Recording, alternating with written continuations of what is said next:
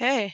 Hi, and welcome to Conference and Conversations. I'm Sarah Nolan Hoff, the incoming chair of Amplify AEC and vice president of client strategy at STO Building Group.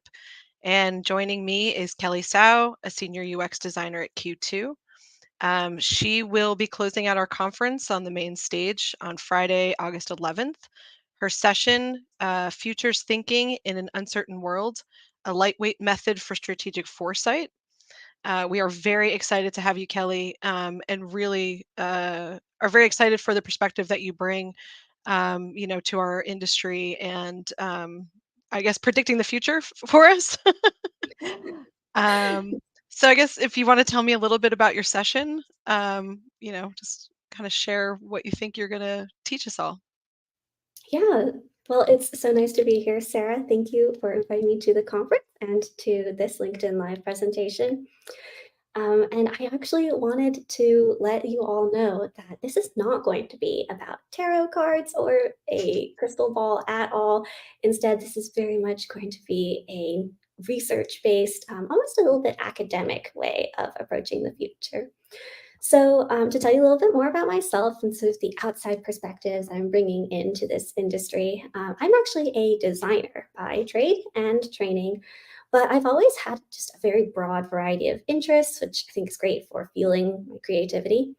So, one of those interests being futurism, specifically an actionable flavor of which is called strategic foresight. Is going to be all about futurism as a practice. I'm really going to give this group a procedure, a set of structured thinking methods to follow. And then this framework is going to involve research, prototyping, and strategy, all of which I think are skill sets that this group is already going to have and just going to be able to apply in a new way so that you are able to use futurism in your strategic planning and then bring this sort of new way of approaching strategic planning to your practice in a way that's more accessible and useful than sort of we might think of when we think of futurism as part of sci-fi. I mean, that's quite a hobby. Thinking about futures thinking and strategic planning and all these things that you just do because you enjoy learning about it and helping others.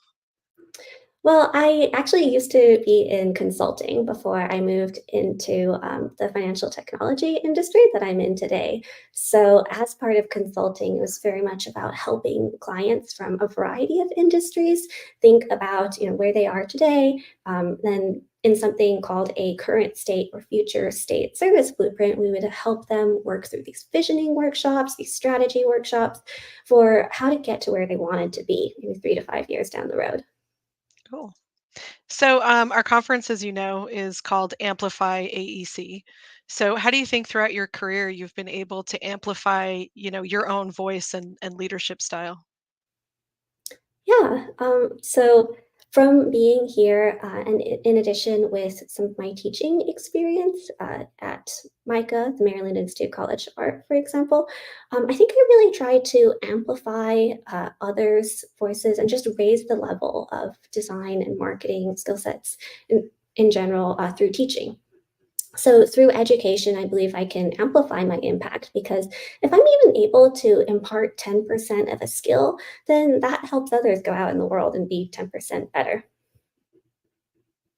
And so, thinking about kind of design and marketing and futures thinking, what do you think is going to have the biggest impact? Like, what do you think we should be thinking about that's going to change in the next couple of years of how we approach what we do?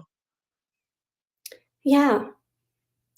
So in terms of how marketing, I think at least it's going to change in the next few years. One of the things I'm going to talk about in my presentation is how, in futures thinking, a key principle is that in order to formulate scenarios for the future, we have to start by looking back at the past and around at the present. So there's a couple of major trends I see going on. So first, the overall historical trend for even the last decade or so is towards more and more personalization in marketing. And you can look around at companies like Meta or Google that have huge amounts of success really capitalizing on this specific trend. And then the other trend I see is generative AI. So that's just this huge wild card technology that is going to be a disruptor to the marketing industry. So while as a larger technological trend, AI research has been going on since the 1960s, this particular technology for text, image, and even video-based generative AI has just recently had a massive breakthrough moment. So I think that how marketers can respond to this is by learning as much as they can about how personalization and how AI technology work, but also hedging your bets by looking around and just making it a practice and a habit of understanding other technology trends, other social, political, and economic trends as well. And then that will allow you to have the baseline knowledge to adapt to multiple possible scenarios of how these trends could impact your industry. Got it. So what do you think, kind of the participants who are gonna attend your session, they're gonna learn a lot of information, right? What do you think, is kind of the first thing that they should think about as they're thinking about, quite frankly, they're getting on planes going home, right? You're closing out the conference. You're putting a lot of thoughts into their heads. What do you think is kind of their first starting point or their key kind of takeaway as they're digesting what they've learned? Yeah. Well, I know it's going to be just an action-packed 3 days full of information. So as the closing keynote, I tried to break down my talk on multiple different levels, whether it's at the entire industry and strategic planning as a whole, versus just in a week, what can you do within your organization? Versus, if even that is overwhelming, what can you do on a personal level to bring futures thinking into your life? So as they're sitting on that plane with their eyes closed, reviewing the whole 3 days, I hope that they'll be able to think through multiple lenses, because I obviously definitely believe that strategic foresight and futures thinking is really important. But depending on people's capacity of how much they resonate with different aspects of this practice, I want them to be able to have a lot of different tools to take one part of it in whatever way fits into their lives. Got it. So, what keeps you up at night? So what keeps me up at night? I guess as it relates to my field, Yeah, yeah. marketing, technology, and design, Mm. I would say that would be how we measure value. So, I mean, historically, like humanity under capitalism has done a really bad job being holistic in how we decide which projects to develop and pursue. There's a lot of things that historically we've pursued that have kind of had unintended consequences, ones that interact with other factors in the world that, maybe some of them were predicted and we went forward with it anyway. So I would really like to talk about and have others think about, how do we take more time in the research phase in order to evaluate what projects we invest in, not just based on either short-term profits or political expedience of pushing something through, but also that wider variety of factors I mentioned for social good, environmental good, and other long-term goals. Yeah, I think, unintended consequences is an interesting aspect that is not really addressed enough, or thought through enough. And yeah, I mean, there's a lot of change happening. Do you feel like that there's rapid change on the horizon? Like, do you think that we can, adapt well enough to it? Yeah, I think that there's always change. Let's just get that out of the way. But then as we look at the pace of change in different areas, definitely there are areas like fashion, art, commerce, and technology that change a lot faster than the institutions, the bedrock.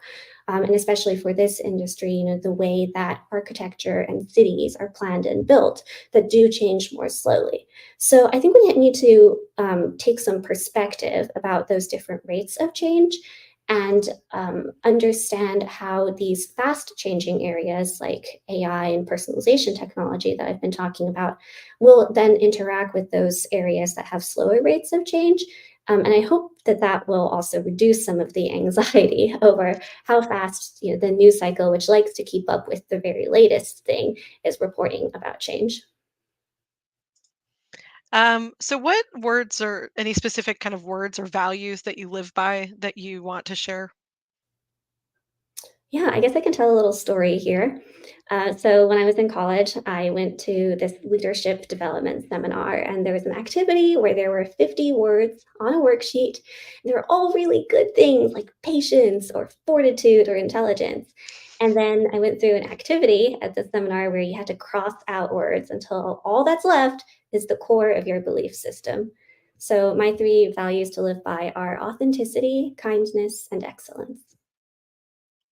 That sounds like a really fun project.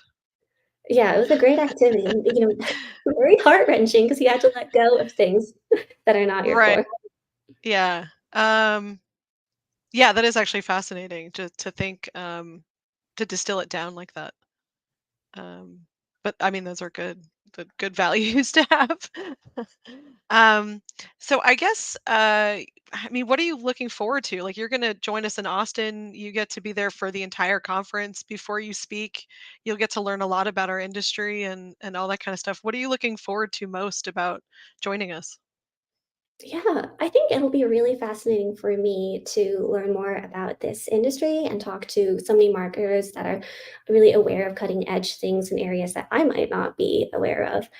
So I come from user experience design and I work in a technology product. So we're definitely in one of the faster moving industries that are constantly churning to keep up with demand.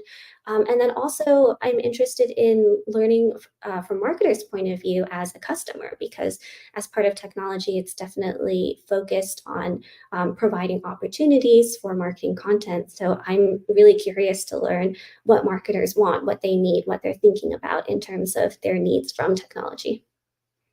Very cool. Um, so I guess, I don't know, anything else you want to share with the group? Yeah, any final words? I guess I'm just really excited to be at this conference, be at this closing keynote, and like take this group on a journey. I know the conference structure is going to be looking back at the past, then looking around at the present, and then ending on the note of what's in the future. So, uh, part of my talk is going to be about how the future is not set in stone. None of these things have been decided yet. It's just being shaped by historical trends and current forces. But there's a huge part of the future, which is the agency that we have today in order to make the future we want to see.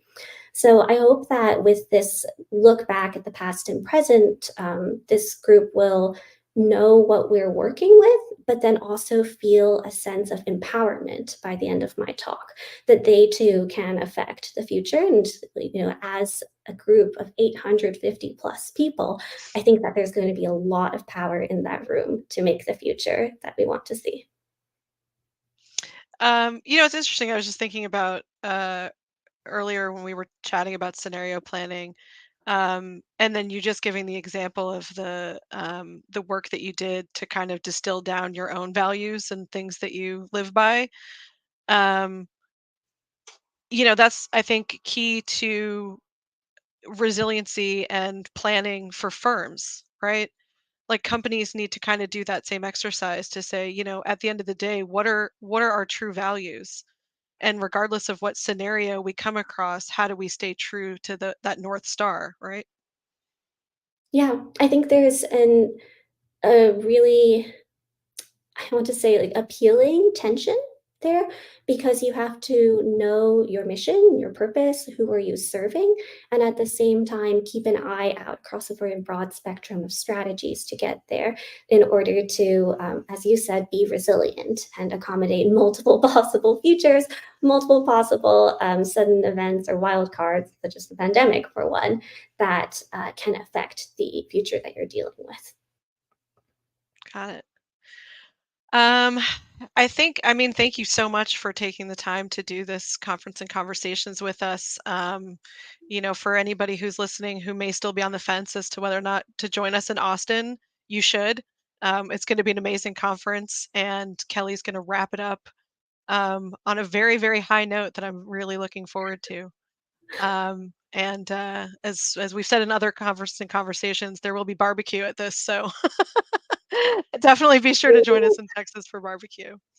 Thank you again, Kelly, so much, and I look forward to seeing you in person. Well, thank you, Sarah. Looking forward to meeting you in person too. Great. Thanks.